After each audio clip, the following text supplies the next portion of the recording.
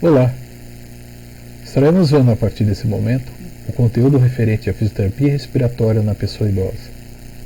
Trata-se, num primeiro momento, de revisões e alterações fisiológicas no aparelho respiratório, pulmão, traqueia, brônquios e alvéolos, as complicações que acontecem devido a essas correlações e as comorbidades, e algumas condutas fisioterapêuticas adotadas para que o volume respiratório ou a sua capacidade vital esteja normalizada ou próximo do normal.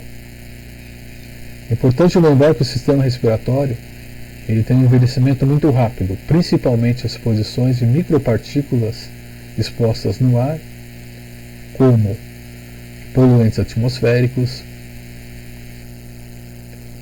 um ambiente de trabalho rico em poeira, pó ou micropartículas de equipamentos, enfim, qualquer elemento que possa alterar o fluxo de ar, a inspiração e expiração. O desenvolvimento máximo dos pulmões acontece com 20 ou 25 anos de idade. A partir de então, acontece um declínio fisiológico, que pode ser mais acelerado se estiver relacionado a algumas afecções pulmonares. Essas afecções, elas apresentam a fisiopatologia ou desenvolvimento semelhante entre jovens e idosos. Entretanto, devemos lembrar que a presença de comorbidades em idosos, como hipertensão arterial, diabetes, alterações vasculares, como o tromboembolismo ou trombose venosa profunda, aceleram os processos dessas afecções pulmonares. É importante dizer que as alterações fisiológicas acontecem igualmente para os dois gêneros, masculino e feminino. Alterações nos pulmões, na caixa torácica, na musculatura respiratória e no drive respiratório, ou seja, no mecanismo de inspiração e expiração. Se torna evidente essas alterações das estruturas pulmonares mais acentuadas a partir dos 50 anos de idade e extremamente evidentes e complicantes, principalmente relacionadas a comorbidades, a partir dos 80 anos de idade. O pulmão senil ou pulmão velho. Acontece fisiologicamente uma perda do movimento de recolhimento elástico pulmonar, o que leva a um progressivo aprisionamento do ar. Sendo assim, aumenta a complacência do parênquima pulmonar, devido à calcificação às cartilagens costais e das costas vertebrais e dos espaços intervertebrais. Vamos encontrar no idoso um pulmão aumentado com uma diminuição de movimento da caixa torácica. Também os músculos respiratórios estão alterados e, assim, eles promovem a alteração da dinâmica respiratória, metabólica, sanguínea pulmonar, com uma resposta alterada em situações como hipóxia ou hipercapnia. A função pulmonar está reduzida. Encontramos os seguintes indicadores: o aumento do volume residual, tanto expiratório como inspiratório, que é uma faixa de ar no final da inspiração e da inspiração, uma redução da capacidade vital, sem muitas alterações na capacidade pulmonar total, que é o fluxo respiratório da inspiração e expiração contínua. Uma diminuição do consumo do volume máximo de oxigênio, o VO2 máximo, devido à redução das artérias e veias, que captam oxigênio, e uma alteração no débito cardíaco máximo.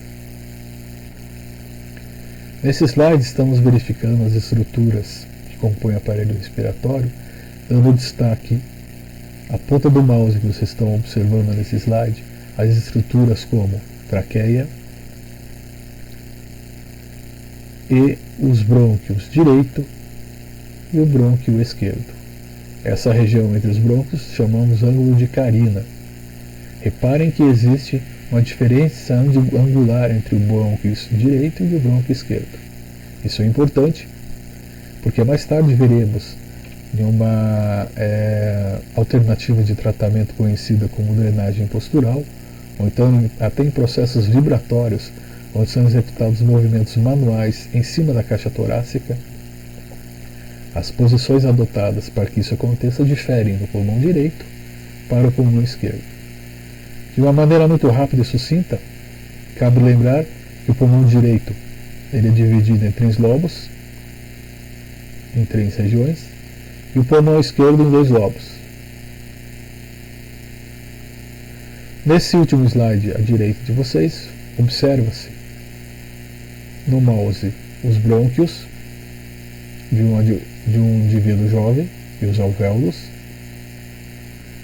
onde acontece a troca respiratória, e do indivíduo idoso, seus brônquios, que fisiologicamente apresentam uma diminuição de diâmetro, e os alvéolos, como mostra na figura abaixo, apresentam uma diminuição também no seu diâmetro, mas principalmente na capacidade de fazer a troca entre sangue rico em oxigênio e gás carbônico dentro do pulmão. No slide a seguir é importante observar também, porque tem influência diretamente nas manobras que estaremos mostrando a vocês, como funciona a mecânica da inspiração e da expiração. A mecânica inspiratória acontece através da entrada do ar na cavidade nasal ou oral. Esse ar se encaminha pela traqueia, chegando aos brônquios. A partir de então, a cavidade torácica ela se expande, aumenta o tamanho. Os músculos intercostais entre as costelas se contraem e o diafragma ele contrai e abaixa-se.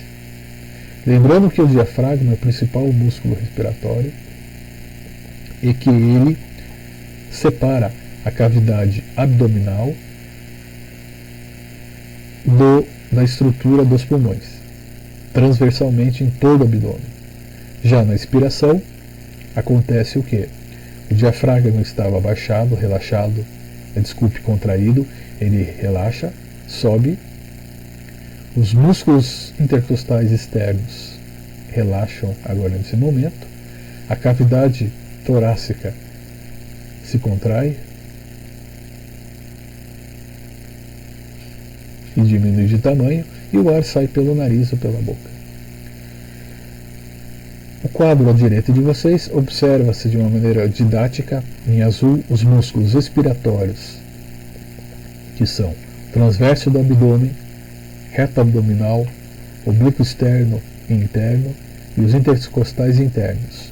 E a musculatura inspiratória, principal deles, o diafragma, que apresenta todo esse contorno, esse tamanho todo, os intercostais externos, escalenos e esternocleidomastoide.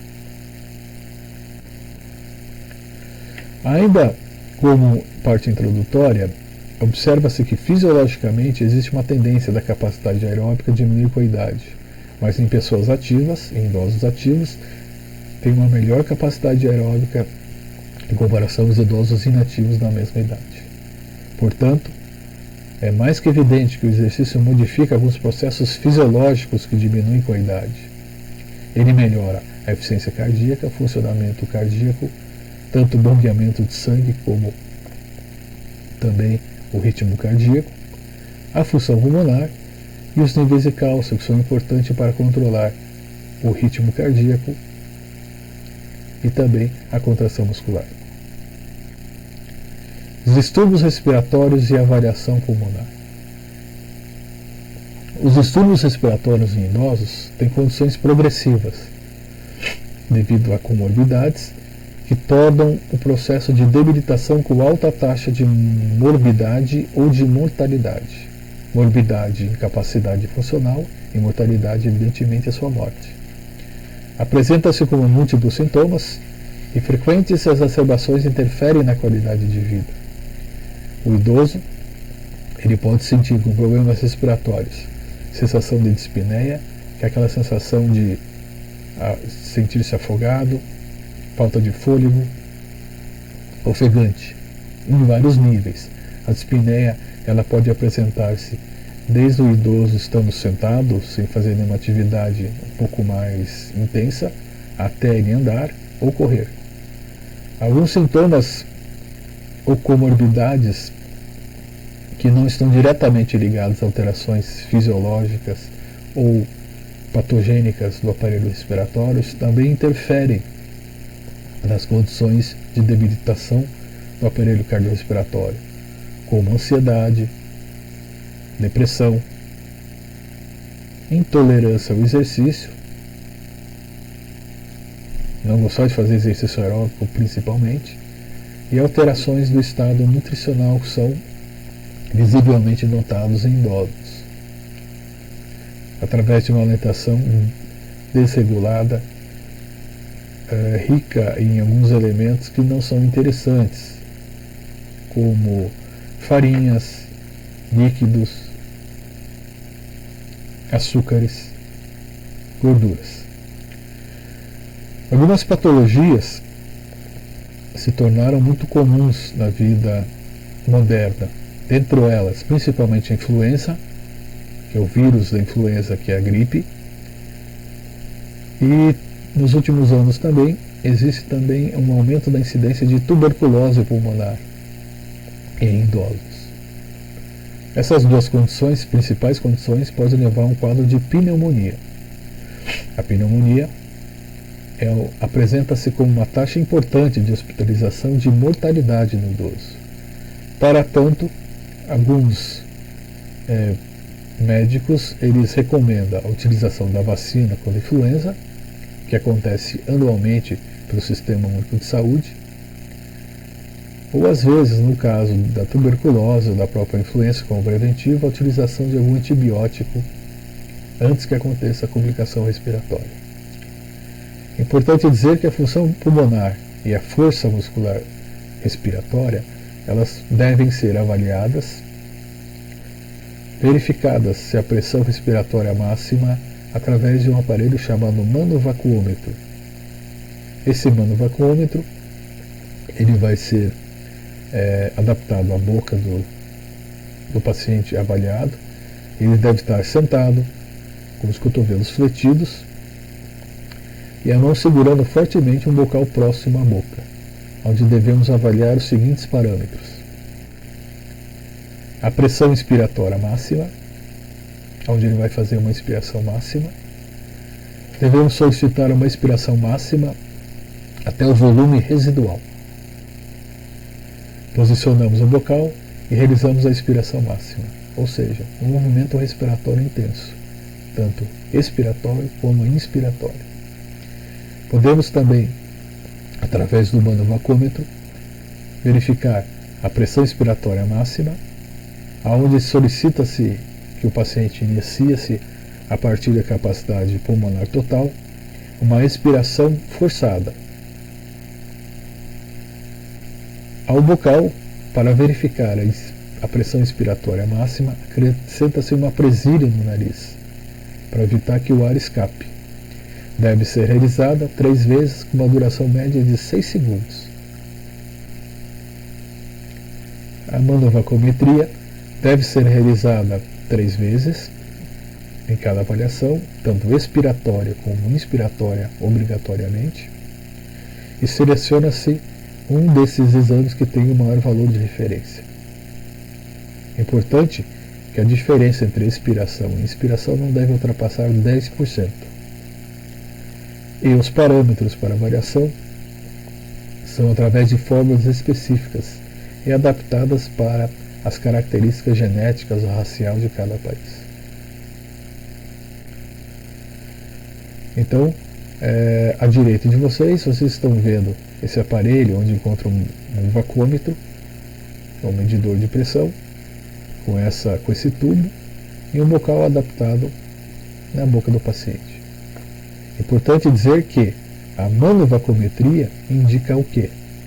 Força da musculatura da respiração, musculatura expiratória e musculatura inspiratória.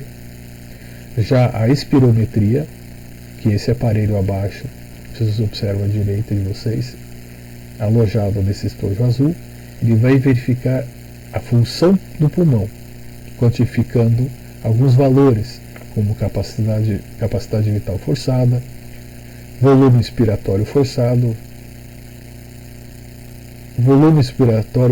no primeiro segundo, conhecida como índice de Fenot, para diagnosticar se a doença pulmonar que aquele paciente apresenta ela é obstrutiva ou restritiva.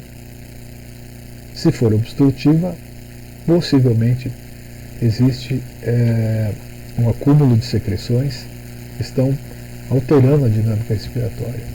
E se for restritiva, ver em que nível de restrição acontece, que pode ser nos lobos pulmonares, ou na traqueia, nos brônquios ou nos alvéolos. A espirometria também é realizada com o paciente sentado, colocando-se um clipezinho ou uma presilha no nariz, orientando-se ele a inspirar até a capacidade vital forçada, seguida de uma inspiração total, ou seja, uma inspiração máxima, expiração máxima. Também, tanto na manovacometria e na espirometria, deve-se considerar alguns valores já disponíveis na literatura específica de cada país, ou seja, na nossa literatura brasileira. Técnicas de fisioterapia respiratória, padrões ventilatórios desinsuflantes, também conhecidos como retardo do fluxo respiratório, tem como finalidade aumentar o fluxo de expiração, melhora do trabalho da musculatura respiratória e melhora da mecânica ventilatória. Lembrando a vocês a influência que existe da fraqueza e da debilidade da musculatura inspiratória e expiratória no processo fisiológico do crescimento, como vimos no começo dessa aula. A primeira técnica chama-se retardo expiratório ou freno labial. É muito fácil de ser realizada, aonde tem como principal função, objetivo, aliviar aquele quadro de dispneia, respiração ofegante, de falta de ar, reduzindo o trabalho da musculatura respiratória, diminuindo assim a incidência das complicações dos pulmões e principalmente realizar a desinsuflação pulmonar, visto que, com o passar dos anos, fisiologicamente, existe uma tendência do pulmão apresentar-se hiperinsuflado, uma quantidade de volume de ar residual permanecer mais do que deveria permanecer enquanto jovem. O retardo expiratório, o freno labial, ele vai diminuir o trabalho da musculatura acessória da respiração, reduzir a frequência respiratória, aumentar o volume de ar corrente, que é aquele ar que se processa durante toda a dinâmica inspiratória e expiratória, a melhora da distribuição da ventilação para lobos pulmonares que, por uma hiperinsuflação, eles não poderiam ser contemplados com oxigênio, e assim melhorar a oxigenação. E a técnica é muito simples, pois trata-se de uma inspiração realizada com os lábios franzidos ou semifechados, ou os dentes semifechados também. E ela costuma ser realizada associando-se a outras técnicas que veremos a seguir. Inspiração abreviada. Na inspiração abreviada, utilizam-se várias expirações fracionadas ou pequenas expirações, intercalando as inspirações rápidas até alcançar um nível de volume de reserva expiratória. Ao final de 3 repetições, volta-se com uma expiração profunda, no nível da capacidade inspiratória máxima. Devem ser realizadas expirações de pequeno e médio volumes, alcançando na última volume respiratório, volume residual, reserva expiratória. As primeiras inspirações são rápidas, breves, e alcançando volume de reserva expiratório, a inspiração deve ser de maneira profunda e suave. Todas as expirações são realizadas com a técnica anteriormente descrita como o freno labial, que é a boca semifechada ou os dentes semifechados. deve ser realizado em torno de 3 a 5 vezes. Importante, não há apneia ou parada respiratória em nenhum momento. É um processo contínuo. É uma técnica amplamente utilizada para desinsuflar pulmões em condições de complacência alterada, tanto fisiológica como patológica. A seguir, nessa figura 23.1, vemos o gráfico do padrão ventilatório da respiração abreviada. Então, observa-se nesse gráfico a primeira curva, onde se executa a inspiração breve, até quase chegar ao volume respiratório de reserva inspiratório, uma expiração, uma nova inspiração em um menor volume do que a primeira, e a última, ou terceira, uma inspiração menor ainda, um volume expiratório suave.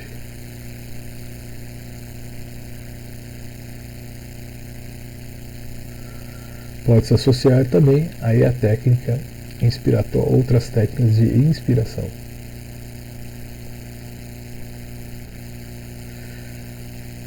Padrões respiratórios reexpansivos. Inspiração profunda, ou conhecida como Deep Inspiration 1. Trata-se de uma inspiração profunda, mas não excessiva, sem alcançar a capacidade inspiratória máxima. A inspiração é lenta, uniforme via nasal, e a expiração é pela boca, via oral. Indicada para pacientes também para diminuir a complacência pulmonar. Existem outras técnicas também adotadas, que não veremos nesse momento, por tratar de uma introdução às condutas que podemos estimular o treinamento da musculatura e da dinâmica respiratória. Vocês verão com mais detalhes na disciplina de fisioterapia respiratória. Esses outros padrões adotados e controlados pela fisioterapia seria a Deep Inspiration 2, padrão da inspiração máxima sustentada, soluços respiratórios ou Sniff Inspiration, a inspiração fracionada ou inspiração em tempos e a expiração abreviada. Estarei disponibilizando a vocês como anexo a essa primeira parte da aula, uma aula especificamente onde se demonstra os padrões respiratórios utilizados pela fisioterapia para melhorar a complacência pulmonar e o fluxo ventilatório. Nesse gráfico observamos como se processa o padrão de Deep Inspiration 1, aonde se realiza no primeiro momento uma inspiração até alcançar o volume residual inspiratório, que seria o máximo da inspiração, uma expiração pela boca, uma inspiração nasal novamente e uma expiração.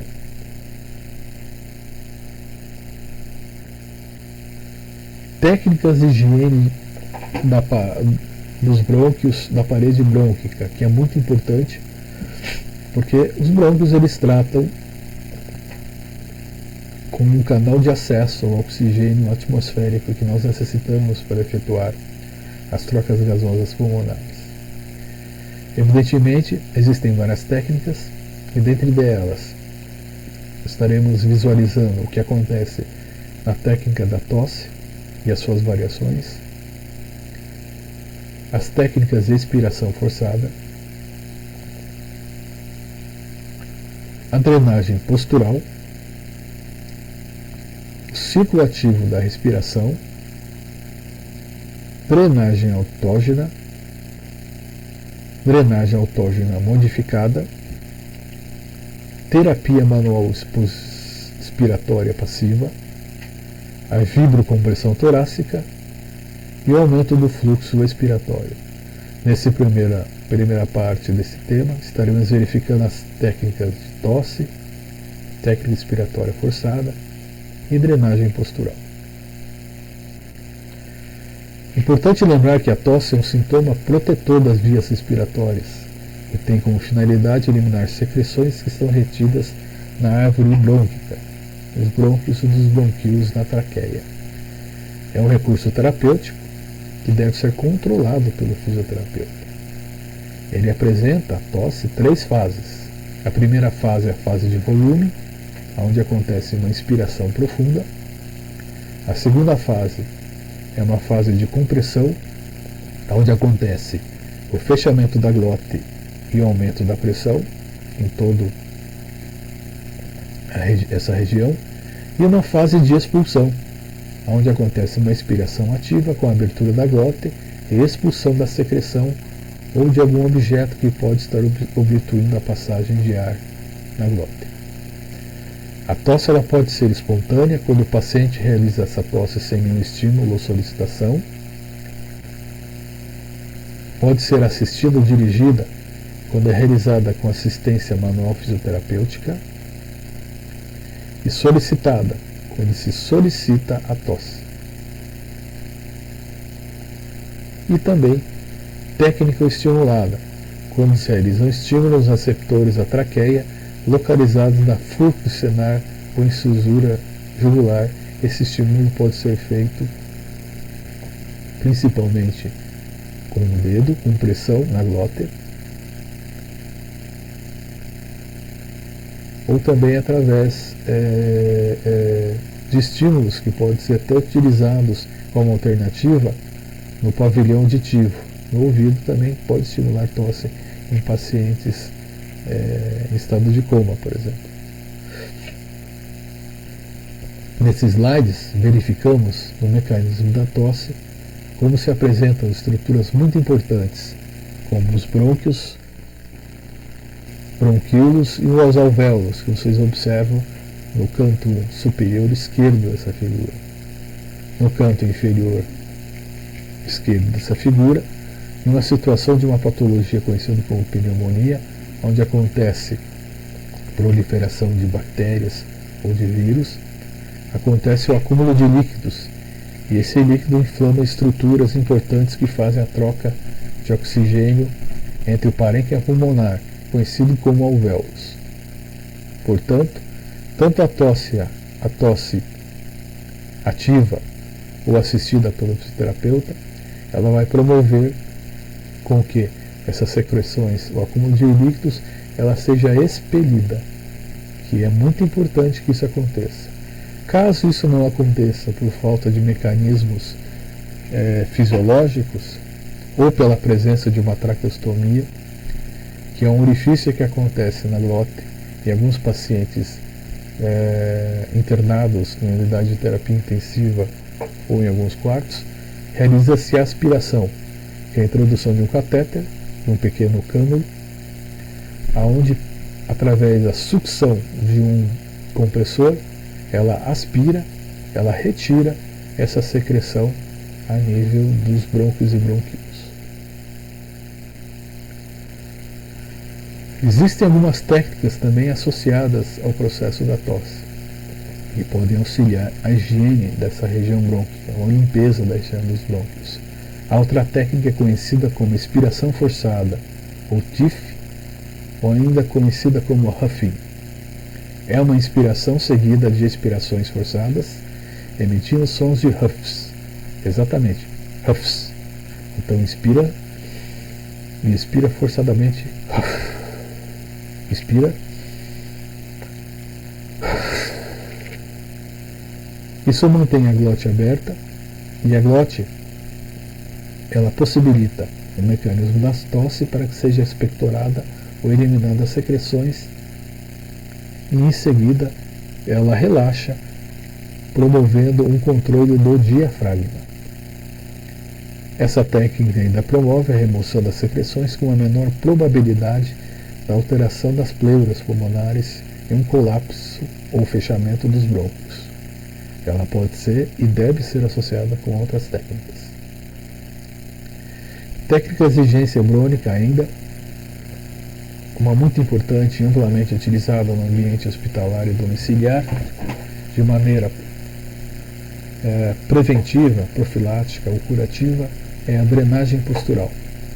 Ela utiliza a gravidade para promover que as secreções elas sejam mobilizadas e deslocadas e para que através do estímulo da aspiração ou estímulo mecânico, a parede torácica, que é a percussão, ou ainda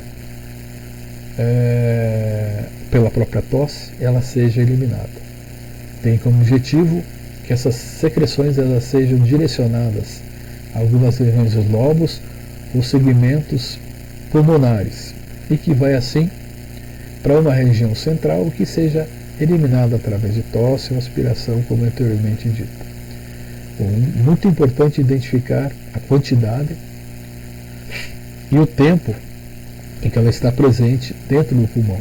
Isso é facilmente verificado através da ausculta pulmonar, onde observa-se alguns ruídos que não deveriam estar presentes na inspiração e expiração, e através de um raio-x de tórax.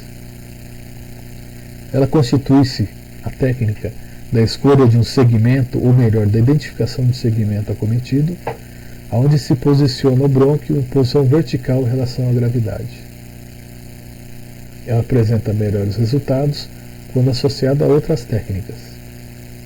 Recomenda-se de 5 a 10 minutos em cada posição. É uma posição adotada que depende do lobo pulmonar que está afetado. Portanto, nesse desenho, onde nós temos o comprometimento do segmento anterior, que são os lobos superiores, o paciente fica nessa posição onde a secreção é direcionada para a região central e de base, e aí utiliza-se algumas manobras para que sejam eliminadas. Um outro exemplo é que existe acometimento do segmento apical posterior, ela é direcionada para o segmento anterior, central e eliminada através de manobras. E assim por diante. Abaixo vocês verificam os segmentos que são acometidos, direito, esquerdo, superior, posterior, anterior, e o posicionamento adotado para cada uma dessas situações. Existem algumas contraindicações para a técnica da drenagem postural, que são absolutas e relativas. Evidentemente, absolutas encontram uma contraindicação sem nenhuma chance de realização dessas posturas. Estão relacionadas com lesão no crânio, na cabeça ou no pescoço que não esteja estabilizada, que evidentemente pode promover fraturas, luxações, hemorragias cranianas, que vão levar o paciente à morte e afetar também na região de C1, C2, o centro de controle respiratório, e a presença de uma hemorragia constante, principalmente na região pulmonar ou região cranial. Relativas. Podem ser realizadas as posições de drenagem postural com alguns cuidados de monitoramento, principalmente se a pressão intracraniana estiver acima de 20 mm de mercúrio. Pressão intracraniana aumentada pode ser resultante de um quadro infeccioso ou traumático. Se existir uma cirurgia medular recente ou lesão medular aguda, na presença do edema pulmonar associado à insuficiência cardíaca congestiva, ou seja,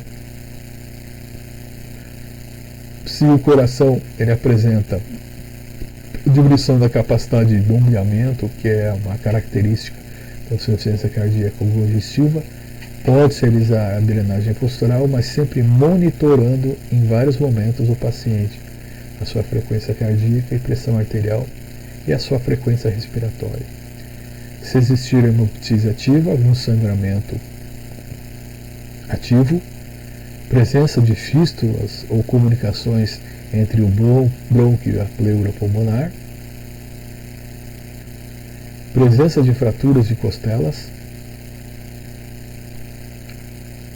presença da embolia pulmonar ou pequenos ou grandes coágulos que podem acometer os vasos pulmonares e cardíacos, presença de líquido, que é o derrame pleural extenso ou localizado, e a intolerância à posição com alteração de pressão arterial ou de frequência cardíaca.